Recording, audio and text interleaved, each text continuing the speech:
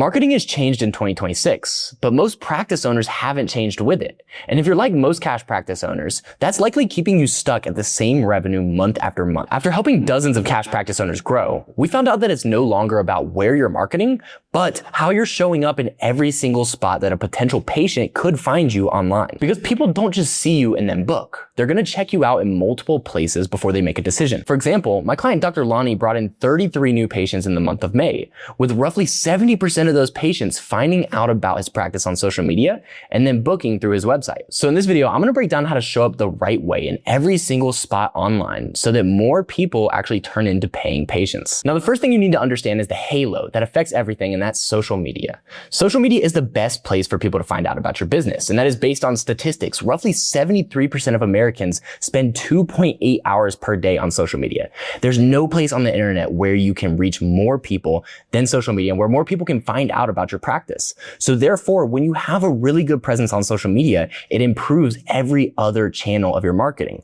Google, website, email, you name it. But the caveat is marketing through social media alone is not enough, because social media is basically the door that people find you through. But what they see when they walk through that door decides whether or not they actually convert. And what they need to see on the other side of this door is content that shows you know what you're doing and educates them on your process, reviews that give people social proof, credibility. And that is what is going to cause them to actually schedule an eval. When we don't have this stuff, then we have people that know we exist but don't actually book evals. And this is especially important right now because we are in a trust recession.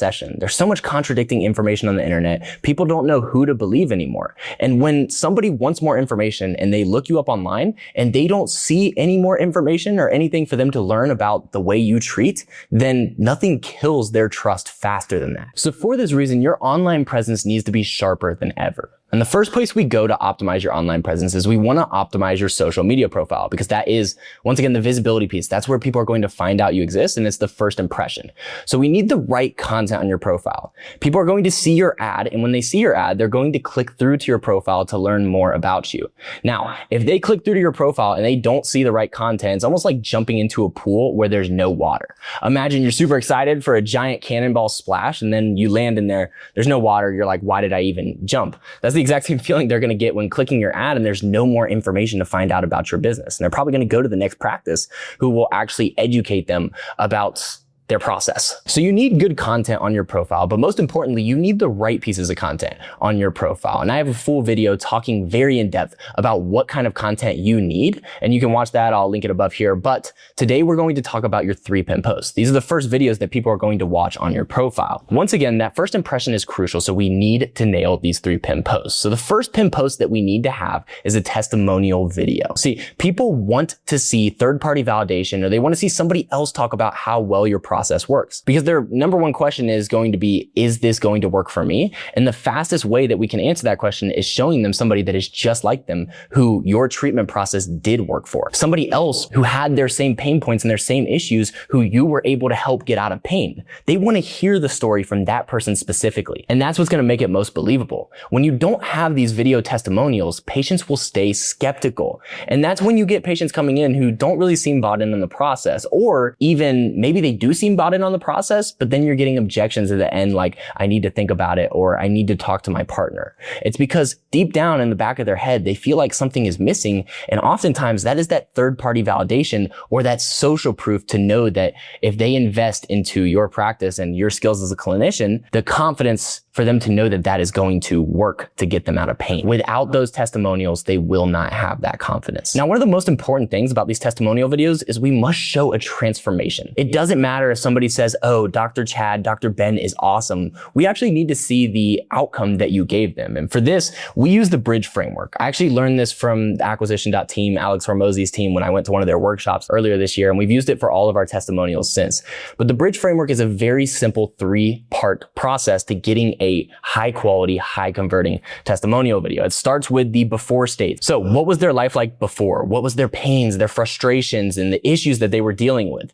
Then what was the the process that they went through in order to get that problem solved? Basically, what was the plan of care like? And that is, of course, your process, your plan of care that you gave them. And then the after state. What does life look like now that their problem is solved? What are they able to do again? What activities did they get back to that they love? This is how you make the most impactful testimonials. Now, one thing you need to think about, which is very important, is it's not always best to use your most amazing, crazy testimonial story. You want it to be something relatable, something that is similar to what a lot of people are dealing with. An example of this is one time we were filming testimonial videos for one of our clients, and our client wanted to bring in one of their patients who was in their late 70s and had a bunch of foot pain, but they helped them get out of that foot pain and then climb Pikes Peak, a mountain in Colorado. Now, while this is an incredible story, it's not very relatable. I'd rather find the person who was just dealing with foot pain all day and had to sit down at the end of the day because they couldn't stand up anymore and they felt it the second that they got out of bed, something that's very relatable, because not many people are aspiring to go climb a mountain, but a lot of people are just wanting to be able to walk every single day without pain. So there's no harm in documenting the guy who climbed a mountain. I mean, let's go ahead and do it. But if we want a testimonial that's going to convert much better, we want to find somebody that's very relatable. Now, the next type of video is a branding video. This is what introduces you and your practice, why you started your practice, your story, and what your practice stands for, the methodology you use when you treat patients. We want to share your unique selling proposition, talk about what makes you different than other practices, and this video should make your ideal fit customer say, this practice was made specifically for me. This video is just a massive trust builder. They get to know you on a deeper level and they feel like what you do is the perfect fit in order to solve their problem. Now, the next video we need is a process video. This is more specific around what actually happens when a patient reaches out. And when they schedule an eval, what can they actually expect when showing up to that eval? See, when a lot of people reach out, they may have uncertainty as to what is this going to look like. And when people have uncertainty, they're not really in a good position to buy. So we need to take their guard down, remove that uncertainty, and let them know that we have a very clear step-by-step process that we bring people through. And when somebody inquires with a practice and they see that you have a process that you brought many patients through and it's very organized, when they can see that through a video, then they're much more likely to trust you because you look like the expert who knows what they're doing. So we want to clarify the next steps and the eval expectations and show exactly what about your approach or your treatment process is different than every other practice in the market. Beyond these 3-pin videos, you just need to be posting regular content that is going to help train the mindset that people need to have in order to invest into their health. So what beliefs do people need to have in order to purchase a plan of care, in order to solve whatever issue that they are having? That's the stuff that we create content around. And if you're watching this and thinking, wow, I don't have any of this in place and I don't really understand how to make content that can bring new patients into my practice, well, that's exactly what our team does. We script your ads, we film your ads, and then we run your campaigns so that you have a full strategy and system in place that can bring you new patients every single day. And you can grow your practice predictably month over month. So if you want our team's help, or at least want to learn more about what we do, you can click the link in the description down below, schedule a call with our team. We'll get some more information about your practice, where you're at right now and where you're looking to go, and see if we're able to help. And then if we are able to help, we'll talk more in depth about what it would look like and how we can help. So at this point, people are clicking on your profile and they're learning more about your business. They're seeing your content. Now, when somebody clicks on your profile, we need a way to trap them into your ecosystem. And the way that we do this is through retargeting ads. Now, if you don't know what retargeting ads are, I'll give you a very simple breakdown to help you understand it. So when somebody engages with your account or clicks on your profile, the platform tracks that, and then they allow you to proactively put more content in front of those exact people and those exact people alone. This is extremely powerful, but the crazy part is most practice owners are not actually doing it. What this allows us to do is, you can see here, we have a potential customer and they are under our halo. They're just in our ecosystem, constantly being hit with our message and with the beliefs that they need to have in order to buy a plan of care. And every single ad, every single piece of content that they get hit with within this halo or within your retargeting ads pulls them one step closer from actually booking an eval or signing up for a plan of care and investing into their health with you. Ultimately, this makes it so that they're constantly reminded that you exist and that you can solve their problem until eventually they convert. So after the retargeting ads, we now need to focus on your stories. See, when somebody engages with your profile, Instagram will prioritize your stories in front of those people. And what that means is that your story viewers are always going to be your warmest leads, because these are the people that are engaging with you the most. They're the most interested. So because of this, you need to stay very active on your stories. And the types of stories that we need to post, there's 4 of them that I'm going to talk about today. First, being patient wins. This is arguably one of the most important. We want to reinforce the fact that you are good at what you do and that you can help more people over and over and over again. This is once again that third-party validation, that social proof that we're giving people every single day, reminding them that we can solve their problem. So any anytime a patient texts you a win, shares a review, or a testimonial, any positive feedback, take that and post it on your story. Now, of course, with HIPAA compliance or just you not wanting to share your patient's personal information, you can block out their name or you can just ask them for permission. But these are your most incredible marketing assets and you need to be using them. A lot of practice owners that I talk to have this long list of text messages of patients talking about how great their experience was, and then they don't show anybody, which blows my mind. It's crazy. So if you're one of those practice owners who has a long list of patient wins, start sharing that to remind people that you can help them get out of pain. Now, there's multiple different ways that you can do this. You can screenshot it and just put some text on talking about the client win, or you can record a video and be like, hey, my patient Jim just got this result. Here's how we did it. And educate them a bit on it. But either way, you need to be sharing consistent patient wins on your story. Now, the next type of story that you need to be posting is value-based stories. This comes back to educating your potential patients on your process and what it's like working with you. So the best way to do this is just think about the common things that you're seeing within your clinic and then talk about that on your story. Hey, we had Jim come in after 3 years of knee pain playing pickleball, and we found that the issue was XYZ problem. So we're taking him through this process in order to solve that problem. And here are the 3 mistakes that I notice a lot of people making when it comes to solving their knee pain. That's just an example, but this is the stuff that you can talk about consistently. And the more that you pull out your phone and actually talk about it, the more people are going to trust you because they see your expertise and they believe that you know what you're doing. Now, next is personal life. I'm not going to go too in depth on this one because it's pretty self-explanatory, but you should be showing small pieces of your personal life outside of the clinic because it builds trust. Now, if you run a massive clinic, a massive operation, which some of our clients do, then I wouldn't worry as much about this. But if you're a solo practitioner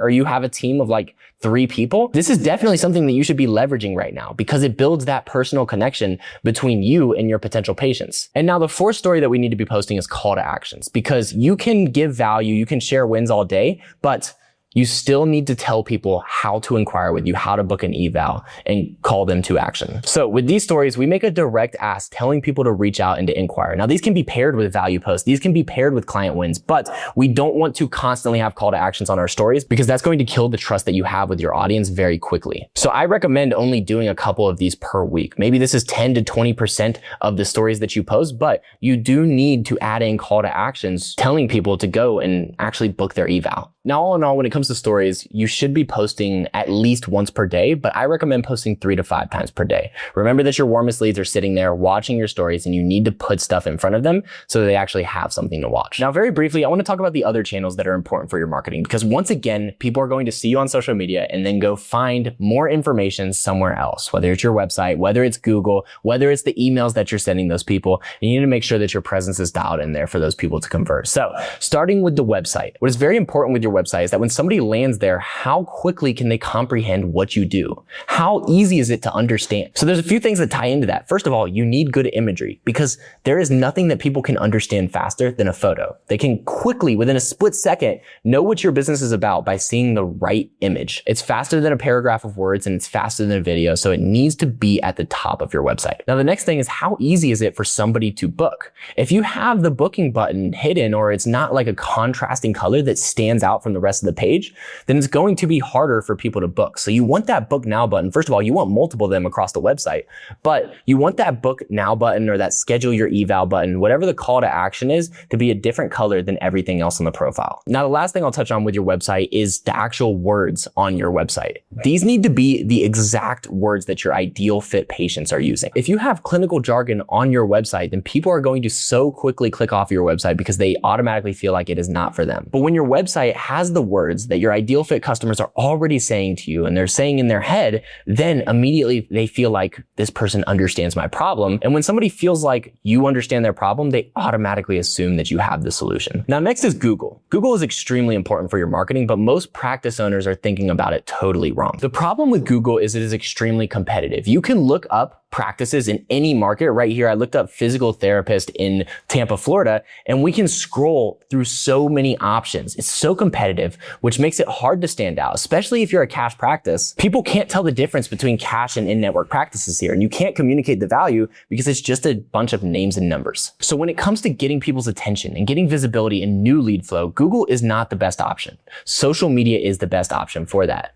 But when people click on your social media, they're likely going to go to your Google page to see your reviews and see your credibility once again. So to make sure that your Google page is actually set up to convert, you need really strong reviews. You should constantly be asking patients for reviews so that you can rack up those reviews. And then when new potential patients land there, they're like, holy cow, this person is really good at what they do. I need to inquire. After that, you need to have really high quality photos. These are photos of your facility that make your spot look professional. And if you're mobile, then you probably don't need those. And then next, you need photos like these with your patients, interacting with them, smiling. When people see these photos, they're like, oh shoot, it's a good time working with Dr. Bill, Dr. Ben, Dr. Lauren, whoever you are. Now, those 3 core videos that we talked about with your content, you should also have them here as well. In case they didn't watch them on your profile, they have a chance to watch them here and continue to learn more about your business. So at this point, you have your social media, you have your website and your Google page all dialed in. And a lot of people will be converting at this point and scheduling evals. And when these people do schedule an eval, you need to have the right email sequences going out to them. This is just expanding our halo effect, hitting them from all different angles so they're constantly reminded that you exist and educated about your process. Now, I'm not going to dive too deep into email sequences here because that's a whole nother video which I can create. And if that's something that you're interested in, let me know below and I'll make it. More education, more client wins, more value so that they begin to trust you more and eventually book their eval. Or if they've already booked their eval so that they're more likely to close